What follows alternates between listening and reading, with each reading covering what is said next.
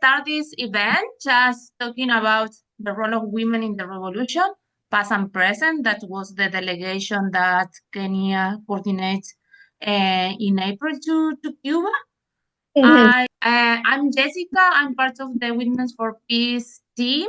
In this moment, I will do the introduction to our organization because Felix, who is the program director for Cuba, is not able to connect in this moment because of the issues connection in Cuba because of the blockade that you already know.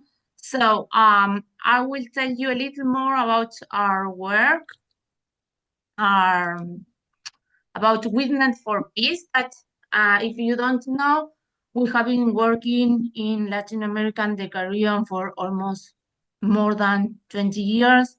And we have been in Cuba since the end of the 90s.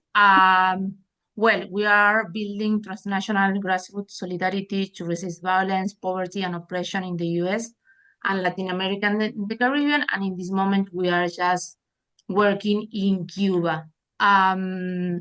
Well, we oppose to the blockades and the occupation of Guantanamo Bay. Since the beginning of the blockade, the goal has been to bring about hunger, desperation, and to overthrow the government in Cuba. Because of that, we have been working in solidarity with the Cuban people for all these years. And in this work of solidarity, we have been organizing delegations to Cuba every year.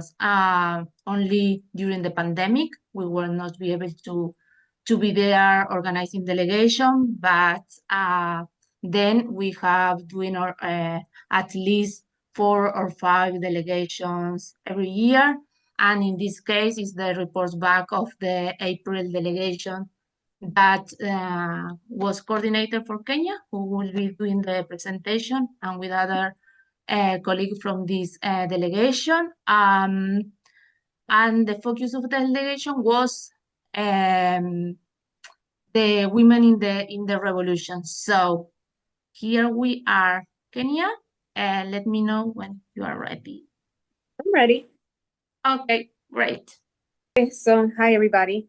I kind of coordinated this delegation and it came to mind because I felt like the focus of Cuban women wasn't really being highlighted. I felt like the work of men were being highlighted more than women, but that's how the idea came to mind. I was very curious about that.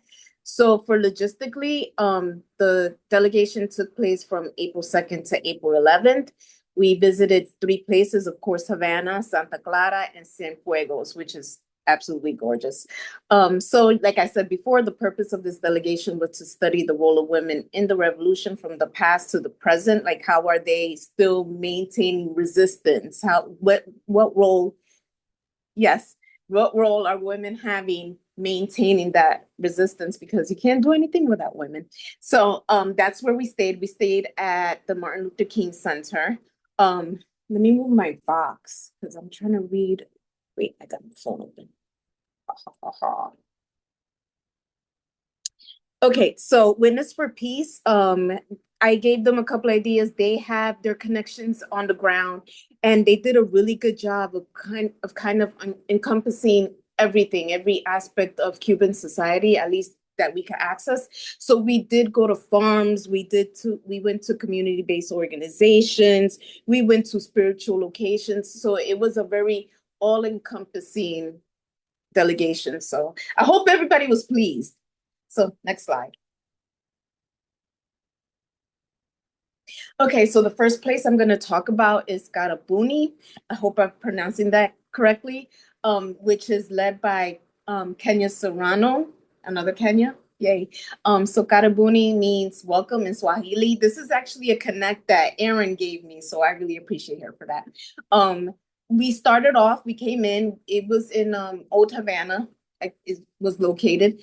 We started off watching a very short documentary, Cuba and Africa, and it was basically about Cuba's hands-on support in the independence of Angola in Namibia. So we met with a woman-led brigade, and it was very, very interesting. Hold on, I have my notes.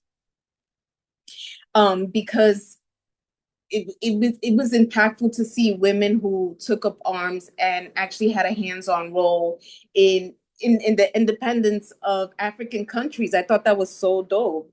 And it was very interesting as well because the rhetoric that I heard over and over and over again from these women who are my elders, no offense, they're my elders, was to always be ready to take arms and never fear anything. And I feel like that's very relevant, especially in the context that Cuba is in right now, to always defend your land, always defend your sovereignty, and don't be afraid to do so. And it was very powerful to hear that from other women who were at the front lines. So she's wonderful. The place is wonderful. I loved it. I fell in love with it.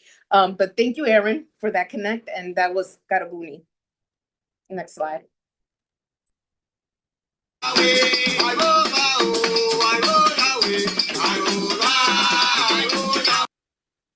Okay.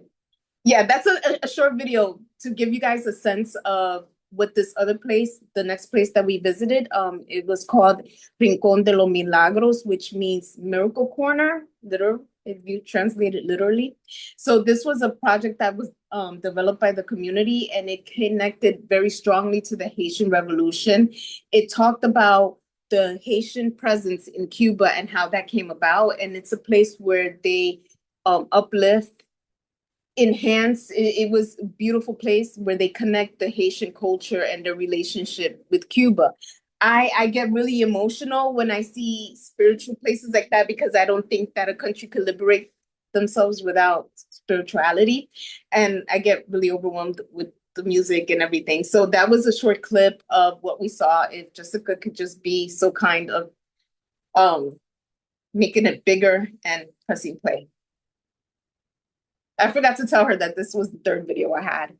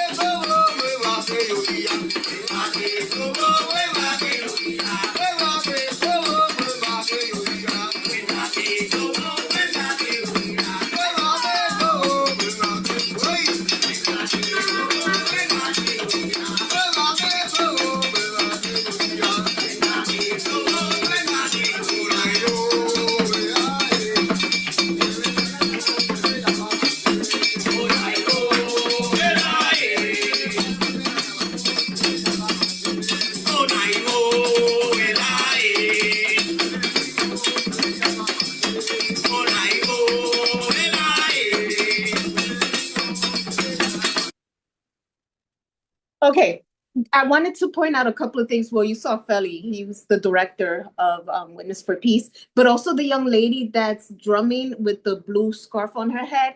Since this was not my first time visiting this place, it was really interesting for me to see her growth. I always seen her like playing the drums or something ever since she was like younger, like 12, and now I'm seeing her, y ella, una señorita, and it was like, wow.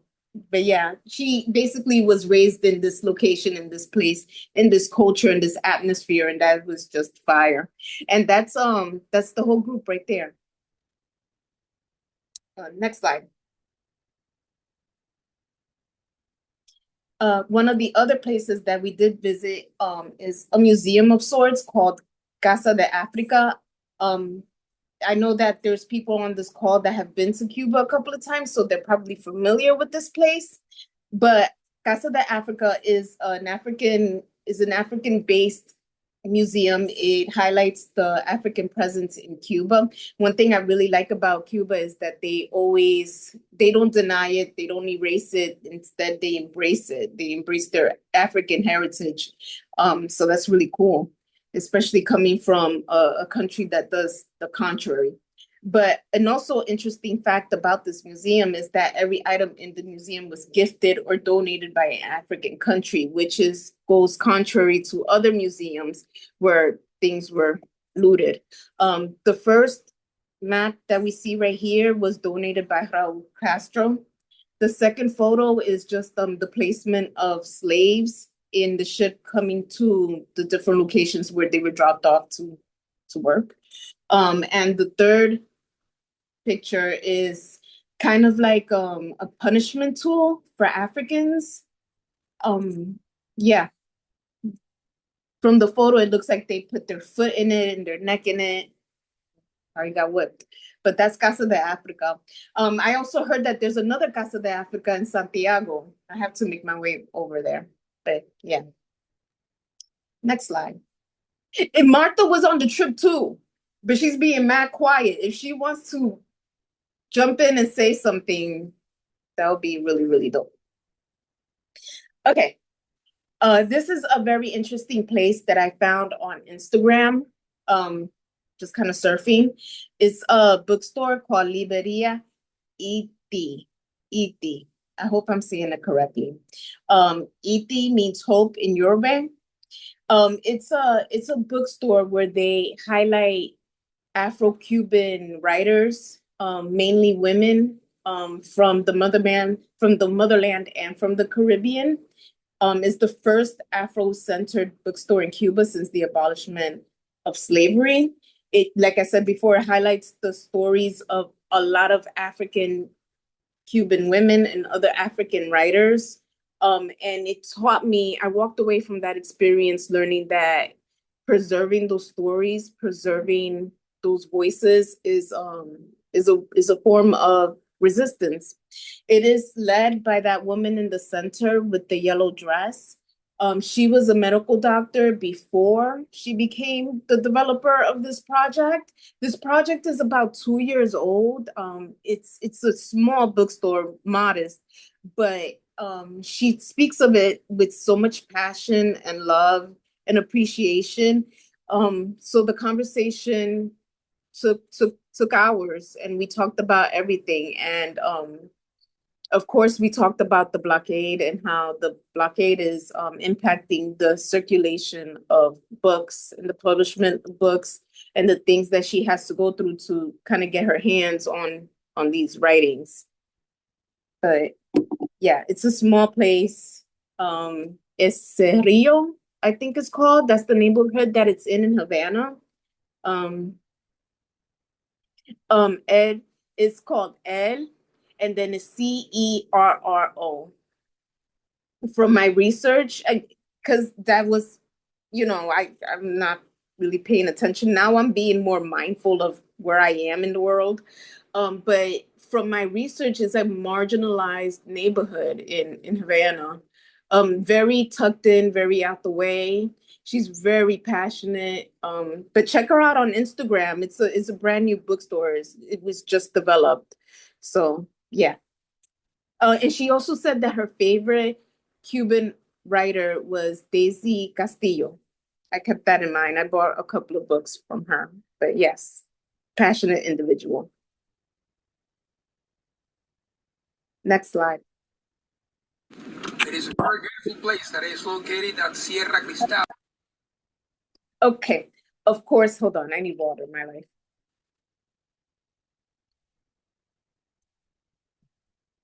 Okay, so of course, being that this delegation was about the role of women in the revolution, we had to stop by the FMC, La Federación de Mujeres Cubanas, and check them out and hang out with them and have a conversation with them.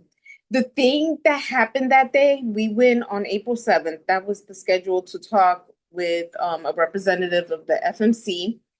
And that was the same day that they were celebrating Vilma Espina's birthday, her 96th birthday. So the discussion took place on the bus on our way there. So we actually were there. Super cool. I forgot somebody sent the flyer and I was just like, Feli, let's go. So we went, and what's also really cool is that there's a high school right by where the demonstration was at. So all the young folks were taking place in the demonstration. Let me look at my notes. Yes, and I have a video, and it's very interesting because in the video, the woman, I'm horrible with names. I'm sorry, people. I'm horrible with names. So the woman in the video was talking about, she's at the Martin Luther King Center too, just in case. The representative talked about how the FMC is a part of her lineage. Like she saw her grandmother being one of the founders and being active in the FMC, and then her mother did it, and then she did it, and she describes how that's the case for many Cuban women, that they're kind of born into that activism. And I thought that was so cool. So let's check out the video. This one's a minute and some odd seconds. So very interesting. Let's check it out. It is a very beautiful place that is located at Sierra Cristal in the eastern part of Cuba. And it's something that actually marks all the women that are born in that area. Mi mamá y mi abuela, bueno, mi abuela fue fundadora de la Federación de Mujeres Cubanas y participó en su primer congreso en el año 61. Her mother and her grandmother are basically founders of the Cuban Women's Federation, and in the case of the grandmother, she was an actual founder of the organization and participated in the first congress that was held in the year 1961. Entonces, es la historia de casi todas las niñas cubanas que vimos a nuestras madres, a nuestras abuelas participar de las tareas que impulsaban ese proceso de transformación que vivió Cuba a partir del 1 de enero del año 59 con el triunfo de la Revolución, en cualquier tarea de apoyo a la labor social, a la labor de incorporación de las mujeres al trabajo, de la superación también de las mujeres. It is basically the same story as that of many young girls and women in Cuba. That is the fact that they have the experience of their mothers, grandmothers that joined the revolution just prior or even after the triumph of it. And the commitment that they have continued in terms of supporting the revolution and being part of all the social work that the revolution has conducted throughout these years.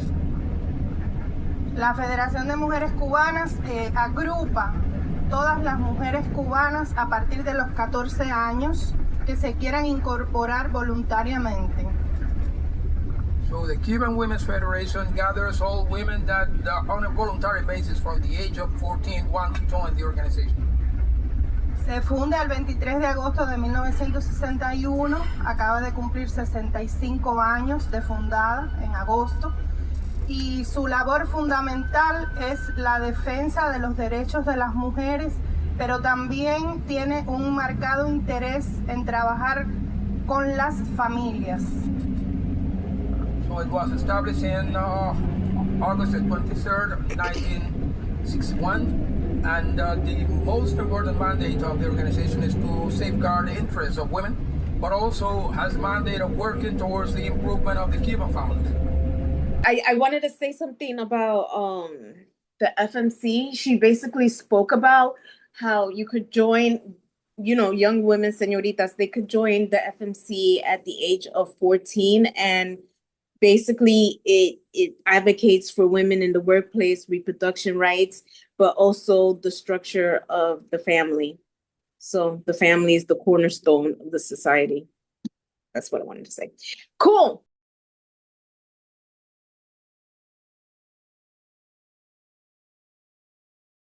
Moving on.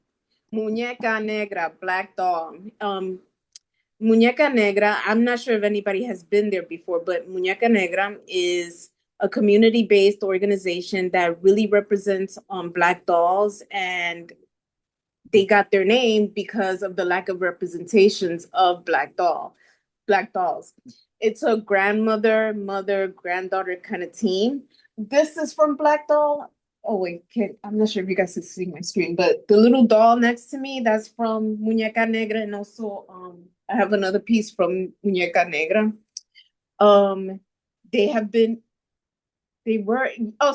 Thank you, Erin. Thank you. Yes. So you know of Muñeca Negra. The picture all the way to the right about, your menstruation was developed by the granddaughter who we didn't get to see on this delegation, but I saw her in the previous delegation and they gave a great summary. I swear to God, people, this is going to be the last video. She gave a great summary of who they are and what they do, and she developed that. Well, she wrote that book for the other young ladies in the neighborhood, talking about, your period and the impact that it has. But I swear to God, this is going to be the last video. So, Jessica, take it away. Hopefully, it will work with us. Bueno, bienvenidos de nuevo. So welcome again. Un gusto recibirlos acá en el proyecto La Muñeca Negra. It's a pleasure to receive you at the project Muñeca Negra, Black Doll. Ajá, nos presentamos. Empiecen We'll presentando. introduce ourselves. Me llamo Tatiana Martínez. My name is Tatiana Martinez. Soy la historiadora del proyecto La Muñeca Negra. I'm the historian of the project. Y líder. Y líder también de una iniciativa que se llama Afropoderosas Cuba, que después van a saber de qué se trata. And there is she's leader of an initiative that's called Afro Powerful Cuban Women. That is the initiative. Conocida. Yo soy Esperanza Her name is Esperanza. y soy miembro de este proyecto de La Muñeca Negra. I'm part of this project of the Black Doll. Mi nombre es Angelis, pertenezco al proyecto también La Muñeca Negra y soy líder junto con mi mamá de Afropoderosas Cuba. Her name is Angelis. She's also part of the Black Doll project, and she's also part of the project of her mother of Afro Powerful Cuban Women. Soy estudiante de música, Student of music, toco violín y piano y canto también. plays violin, plays piano, and sings. Bien, yo me llamo Margarita Montalvo, Her name is Margarita Montalvo, soy la directora del proyecto La Muñeca Negra, the director of the project The Black Doll, profesora de artes plásticas, professor of visual pintora y arts, escultora. and a writer as well. Y yo soy Maritza Arango, sobrina de Margarita, hermana de Tatiana Sister of y tía de Angelis. and the auntie of Angelis, Y la coordinadora del proyecto. and the project coordinator. Si ustedes se quieren presentar. She asked if you want to introduce yourselves. Hello, we are the Witness for Peace Solidarity Collective. We're here on a delegation to study the history of Pan-Africanism in Cuba and to learn about issues pertinent to Cubans here. We're a group of activists, educators, students, as well as organizers in our own communities. As I said, we're here to study the history of Pan-Africanism here, the experience of Afro-descendants in Cuba, and especially, most importantly, how to end the blockade and the effects of the blockade here, and how we back home can learn and work to end it. And thank you so much for having us here. We truly appreciate it. Okay. Bueno, en primer lugar, buenos días. Somos un grupo, una delegación que pertenece al proyecto APP. En este caso, el grupo que está acá tiene la intención de, por supuesto, aprender sobre el panafricanismo en Cuba, al igual que temas relacionados con la realidad cubana. En este mismo sentido, por supuesto, queremos decir que estamos muy contentos de estar acá con ustedes y que parte del grupo está compuesto en lo fundamental por estudiantes, profesores, activistas y organizadores en nuestras propias comunidades. Además, queremos hacerles saber que aparte del estudio sobre la presencia del panafricanismo en Cuba, al igual que en la vida de los afrodescendientes en Cuba, queremos conocer la situación actual del país y especialmente los efectos que el bloqueo tiene sobre el mismo, de forma tal que de vuelta a nuestro país podamos luchar para que este bloqueo se pueda levantar. Y estamos muy agradecidos de estar acá y, en fin, Qué bien, qué bueno. But that was the previous delegation that I went to, Pan-Africanism in Cuba. But mine was all women, but it just gives a more detailed explanation of who they are. And the project has gotten bigger. You know, it's a community-based organization, so they do involve other children. And it's really, and they have all of the creations of what children made in Muñeca Negra. So it's really cool. They're really resourceful. It's amazing what they could do with the things that we take away from them, hard to block from them. But yes, the project is now much more developed. Another location that we visited was in Havana. It wasn't too far away from the Martin Luther King Center. It was a family doctor. Her name is Dr. Miladies. The doctor is the black one, the African-based one. She's the doctor. The other woman is the nurse. But I know a Dr. Miladies too, so that was really cool. It was really interesting. Yes, they are. It was really interesting because she talks about how she is running a pharmacy, but of course, because of the blockade, you know, medicine is very limited. So we talked about that. It was a very rich discussion about how kind of health or health awareness, health education is distributed in the community. So let me take a look at my notes. So basically, there's a family doctor in the neighborhood, and people go and visit, and they go once a year, or they go to them. I really like that part. People go to them, the doctors go to them, and based on that first assessment, they determine the level of care that a person receives throughout the year. A lot of the discussion took place around, you know, reproductive care and how it's important to maintain that for women and for them to make that decision for the right, which is what it says in that brick wall. To be a mother is my decision. They talked about how medicine is more hands-on, so people do go visit their homes. Women of reproductive age, they discuss their desires to be pregnant with their family doctors. And if they do want to become pregnant, prenatal care and health education is provided. If they don't want to be pregnant, they are educated and counseled on all of their options. But this is a neighborhood doctor that, yeah, that's very hands-on with her patients. And unfortunately, because of the blockade, medicine is very limited, very limited. Next slide. It's not too far away from the Martin Luther King Center. I really like that. There were so many other places that we visited. We could talk about them all.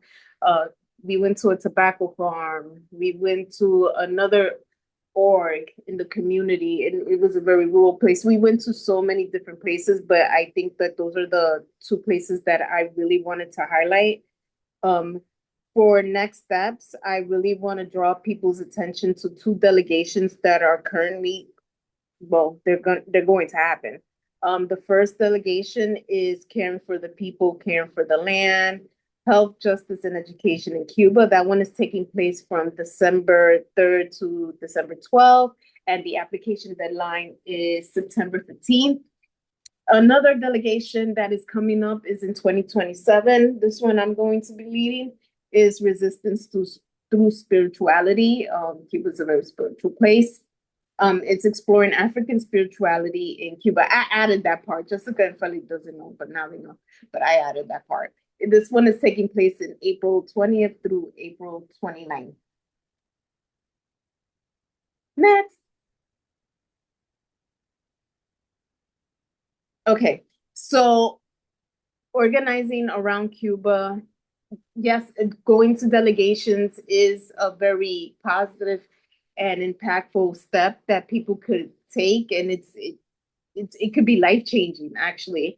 But there's other ways to advocate against the blockade, giving presentations about the impact of the blockade, writing articles, blog posts, letters to an editor. Those are impactful ways to help kind of lift the blockade. Meeting with your fellow congressperson or local politician, joining ongoing solidarity campaigns. The NNOC have a lot of subcommittees that are always looking for folks. CUba, that's another org that are always open to people, and you can easily organize with them. And they're having a demonstration the 27th at 1:00 on 8th Ave. Yeah. Wanted to drop that in everybody's ear. So there are orgs that are organizing around CUba, and you could definitely join that. There's also the CUba Normalization Committee. You could join that. But yeah, there's a ton of orgs that you could join and be an active participant in lifting the blockade. You could organize to pass a resolution against the blockade, and you could recruit or fundraise for future delegations. Or you could, if you have an idea, the really cool part about Witness for Peace is that you have an idea and they help you bring it to life. So it's really dope. If there's something that you want to hone in on, it's terrific for that. Next. Questions, comments, concerns, talk to me, people.